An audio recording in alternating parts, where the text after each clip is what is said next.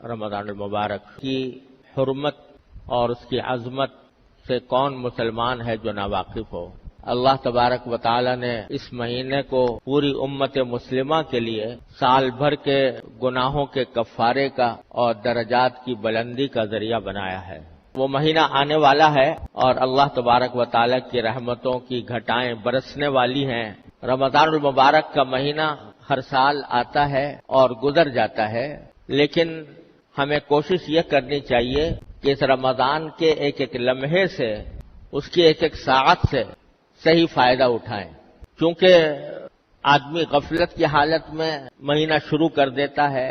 اور باتیں آج سے کل پر اور کل سے پرسوں پر ٹلتی چلی جاتی ہیں۔ اس لیے اس بات کی ضرورت ہے کہ شروع ہی سے، رمضان شروع ہونے سے پہلے آدمی اس کی تیاری کرے۔ یہ مہینہ یوں تو روزوں کا مہینہ ہے، رات کے وقت میں تراویح اس میں سنت مؤکدہ قرار دی گئی ہے، لیکن ایسا لگتا ہے کہ یہ پورا کا پورا مہینہ در حقیقت مسلمانوں کو ایک نئی زندگی دینے والا مہینہ ہے۔ 11 مہینے تک ہم لوگ اپنی دنیاوی مصروفیات میں لگے رہتے ہیں اور ان مصروفیات کی وجہ سے بسا اوقات ہم پر غفلت طاری ہوتی رہتی ہے اور اللہ جل جلالہ کے ساتھ جو مضبوط تعلق ہونا چاہیے تھا وہ کمزور پڑ جاتا ہے۔ اس واسطے اللہ تبارک و تعالی نے یہ مہینہ اس غرض کے لیے بنایا ہے کہ جو لوگ سال کے 11 مہینوں میں اللہ تبارک و تعالی کے تعلق سے دور چلے گئے ہیں، ان کو اس مہینے میں قریب لایا جائے اور اللہ تبارک و تعالی کی محبت، اس کی خشیت، اس کا تعلق، اس میں اضافہ ہو۔ یہ مہینہ اس لیے بھی بڑی اہمیت رکھتا ہے کہ اگر غور سے دیکھا جائے تو یہ ایک ٹریننگ کورس ہے جس سے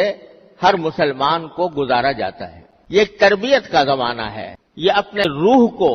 بالیدگی، اپنی روح کو تازگی دینے کا مہینہ ہے۔ یہ اللہ تبارک و تعالیٰ کی رحمتوں کو متوجہ کرنے کا مہینہ ہے۔ یہ اللہ تبارک و تعالیٰ کے ساتھ مضبوط تعلق قائم کرنے کا مہینہ ہے۔ یہ اس بات کا مہینہ ہے کہ انسان اپنے آپ کو گناہوں سے بچنے کی عادت ڈالے اور اس کی تربیت حاصل کرے۔ روزہ بذات خود بہت عظیم عبادت ہے، لیکن اس کا ایک بہت بڑا مقصد یہ ہے کہ انسان کو اپنی نفسانی خواہشات پر قابو پانے کی عادت پڑے۔ اسی لیے قرآن کریم نے یہ فرمایا کہ یا ایھا الذین آمنوا کتب علیکم الصیام کما کتب علی الذین من قبلکم لعلکم تتقون۔ روزے ہم نے تم پر اس لیے فرض کیے ہیں تاکہ تمہارے اندر تقوی پیدا ہو۔ تقوی کس چیز کا نام ہے؟ تقوی اس کو کہتے ہیں کہ آدمی کے دل میں کوئی غلط خواہش پیدا ہو رہی ہے، غلط جذبہ پیدا ہو رہا ہے، دل میں برائی کی امنگ پیدا ہو رہی ہے، برائی کا میلان پیدا ہو رہا ہے، لیکن آدمی اللہ تبارک و تعالی کی عظمت کو، اس کی خشیت کو، اس کے جلال کو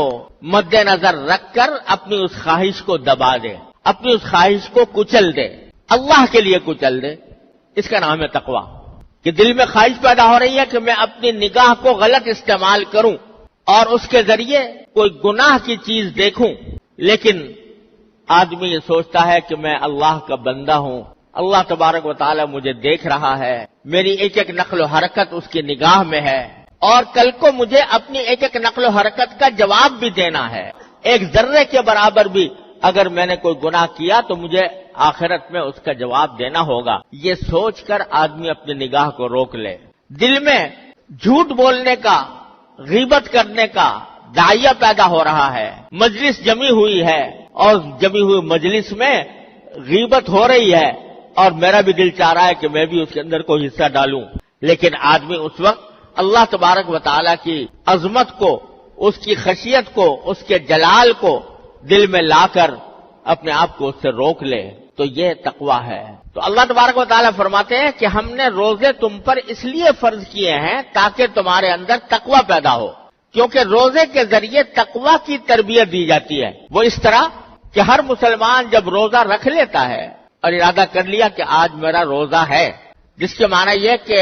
مغرب کے وقت تک میں نہ کچھ کھاؤں گا، نہ پیوں گا، نہ اپنی جائز خواہشات جو بیوی کے ساتھ پوری کرنا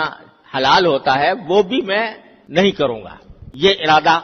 انسان نے کر لیا. جب روزہ رکھ لیا تو کوئی بھی مسلمان ایسا نہیں ہوتا کہ جو بھوک کی شدت کی وجہ سے یا پیاس کی شدت کی وجہ سے روزہ توڑ دے. بھوک لگی ہوئی ہے، کھانا موجود ہے، اس کی خوشبو آ رہی ہے، اس کو کھانے کو دل چاہ رہا ہے، لیکن چونکہ روزہ رکھ لیا ہے تو اس وجہ سے آدمی سوچتا ہے کہ میں نے روزہ رکھا ہوا ہے، اس حالت میں کھانا میرے لیے جائز نہیں، صبر کرو، شام تک صبر کرو، جب شام ہوگی اور یہ کھانا حلال ہو جائے گا پھر کھاؤں گا. تو یہ جو انسان اپنی بھوک کی خواہش کو روک رہا ہے، اس لیے روک رہا ہے کہ اللہ تبارک و تعالیٰ کے لیے روزہ رکھا ہوا ہے اور روزہ توڑنا بہت سخت گناہ ہے، اس کا کفارہ بھی بہت زبردست ہے، اس واسطے آدمی رک گیا باوجود بھوک ہونے کے. گرمی کا موسم ہے، شدت کی گرمی پڑ رہی ہے اور حلق میں کانٹے پڑے ہوئے ہیں، سامنے ٹھنڈا پانی موجود ہے، کوئی دیکھنے والا بھی نہیں. اس کے باوجود کوئی مسلمان اس بھوک اس پیاس کی شدت کی وجہ سے روزہ توڑنے پر آمادہ نہیں ہوگا. بلکہ میں تو یہ سمجھتا ہوں کہ شاید اگر کسی مسلمان کو لاکھوں روپے کی پیشکش کر دی جائے کہ تم یہ لاکھ روپے دیں گے اور روزہ توڑ دو تو بھی کوئی مسلمان گوارا نہیں کرے گا کہ میں روزہ توڑ دوں. یہ چیز جو اس کو کھانے سے روک رہی ہے، پینے سے روک رہی ہے، یہ در حقیقت اللہ تبارک و تعالیٰ کے عظمت و جلال اور اللہ تبارک و تعالیٰ کی خیشیت، اس کے حکم کا احترام، یہ چیز ہے جو اس کو ان خواہشات پر عمل کرنے سے روک رہی ہے. تو اللہ تبارک و تعالیٰ فرماتے ہیں کہ روزہ ہم نے اس لیے فرض کیا ہے تاکہ تمہارے اندر یہ تقویٰ کی تربیت حاصل ہو تمہیں، کہ جس طرح باوجود شدید بھوک کے تم نے روزے کی وجہ سے کھانا چھوڑ دیا تھا، باوجود شدید پیاس کے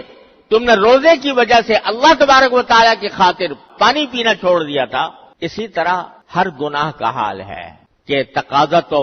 عام حالات میں بھی گناہ کا ہوتا ہے، دل میں شوق بھی پیدا ہوتا ہے، امنگ بھی آتی ہے، اور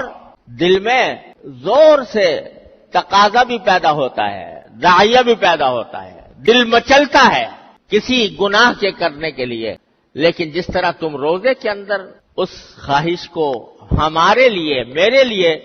دبا دیتے ہو، کچل دیتے ہو اور گناہ کا ارتکاب نہیں کرتے، اسی طرح یہ عادت تمہیں پڑنی چاہیے اپنی عام زندگی کے اندر بھی، کہ عام زندگی میں بھی جب تمہارا دل کسی گناہ کے لیے مچلے تو تم اس کو اللہ کی خاطر دبا دو اور اس پر عمل کرنے کے بجائے اللہ تبارک و تعالیٰ کی اطاعت کرو، تقویٰ کی زندگی گزارو. اس لیے ہم نے یہ روزے فرض کیے ہیں تمہارے ذمہ. اس لیے میں کہہ رہا ہوں کہ یہ رمضان کا مہینہ یہ ایک تربیت کا کورس ہے جس سے ہر مسلمان کو گزارا جا رہا ہے. تو اس تربیت کے کورس سے صحیح فائدہ اٹھانے کے لیے یہ بات ضروری ہے کہ ہم پہلے سے اس کی تیاری کریں. تیاری کیا کریں؟ تیاری یہ کریں کہ سال کے 11 مہینے ہم اس طرح گزارتے ہیں کہ ہمارے صبح و شام کے زیادہ اوقات دنیاوی کاموں میں گزرتے ہیں، پیسہ کمانے میں، تجارت میں، ملازمت میں، زراعت میں، کھیتی باڑی میں، اور اپنے لیے روزگار کی تلاش میں، اور اپنے لیے اپنی جسمانی لذتیں حاصل کرنے کی فکر میں اس کام میں گزرتے ہیں زیادہ تر اوقات.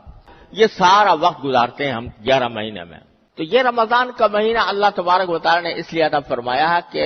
اس مہینے کے اندر اللہ تبارک و تعالیٰ کے ساتھ تعلق کو مزید مضبوط بنانے کے لیے عبادتوں کی مقدار بڑھا دو اور دنیاوی مصروفیات کی تعداد کم کر دو. سارے 11 مہینے تم اپنے جسم کو پال رہے ہو، اسی کے لیے کھانا ہے، اسی کے لیے پینا ہے، اسی کے لیے ساری تگ و دو ہے. اور یہ مہینہ ہم نے تمہیں اس لیے دیا ہے کہ اس میں اپنی روح کی پرورش کرو، روحانی ترقی حاصل کرو، اللہ تبارک و تعالیٰ کا قرب حاصل کرو. اس غرض کے لیے ہم نے یہ مہینہ بھیجا ہے. تو اسی واسطے کھانے پینے کی مقدار کم ہو گئی روزہ رکھ کر. رات کے وقت میں تراویح 20 رکعتیں اللہ تبارک و تعالیٰ نے سنت قرار دے دی کہ 20 رکعتیں تمہیں ادا کرو. تو عام دنوں کے اندر جتنی نماز پڑھتے تھے گھنٹہ 1.5 گھنٹے کی، تو ساری ملا کر وہ ایک تراویح کی نماز میں اتنا وقت ادا ہو جائے گا. تو اللہ تبارک و تعالیٰ کا مقصود بندوں سے یہ ہے کہ وہ اس مہینے کی قدر کر کے اس میں اپنے جسم کے تقاضوں کو کم کریں اور روح کے تقاضوں کو غالب کریں. وہ کام زیادہ کریں جو ان کی روح کو نشو و نما دینے والا ہو، اس کو پروان چڑھانے والا ہو. لہذا اس میں اگر اپنے کاروبار، اپنی ملازمت اور اپنے دوسرے روزگار کے کام ہیں وہ ضروری ہیں، جتنی ضرورت ہے بس اس حد تک اس کو رکھیں، اور باقی اوقات کو فضولیات میں گزارنے کے بجائے، باقی اوقات کو دوسرے مشاغل کے اندر گزارنے کے بجائے یہ زیادہ سے زیادہ اللہ تبارک و تعالیٰ کی عبادت کے لیے ان کو مخصوص کیا جائے. تو پہلے سے میں اس لیے عرض کر رہا ہوں کہ اگر آدمی پہلے سے یہ اپنی زندگی کا کچھ نظام اس طرح بنائے کہ رمضان کے مہینے میں میری دوسری مصروفیات کم ہو جائیں، لوگوں سے میل جول کی بھی ضرورت نہیں، سارا سال پڑا ہوا ہے میل جول کرنے کے لیے اور عزیز و اقارب سے ملاقات کے لیے. ان دنوں میں میل جول کم کریں، ان دنوں میں دوستیوں کا اور مجلس آرائی کا جو مشغلہ ہے اس کو ترک کریں، اور اپنی جو ذاتی ذمہ داریاں اور مصروفیات ہیں ان کو جس حد تک کم کر سکتے ہوں وہ کم کر کے زیادہ سے زیادہ وقت اللہ تبارک و تعالیٰ کی عبادت کے لیے مخصوص کریں. تو کوشش کی جائے کہ اپنے اوقات کو زیادہ سے زیادہ فارغ کر کے جتنا وقت مل سکے وہ اللہ تعالیٰ کی عبادت میں صرف کیا جائے. تو انشاءاللہ اللہ تعالیٰ کی رحمت سے امید ہے کہ یہ رمضان ہم سب کے لیے خیر و برکت کا ذریعہ بنے گا، ہمارے گناہوں کی مغفرت کا ذریعہ بنے گا، ہمارے لیے انشاءاللہ ترقی درجات کا ذریعہ ہوگا. اللہ تبارک و تعالیٰ اپنے فضل و کرم سے، اپنی رحمت سے ہم سب کو اس کی توفیق عطا فرمائے. وآخر دعوانا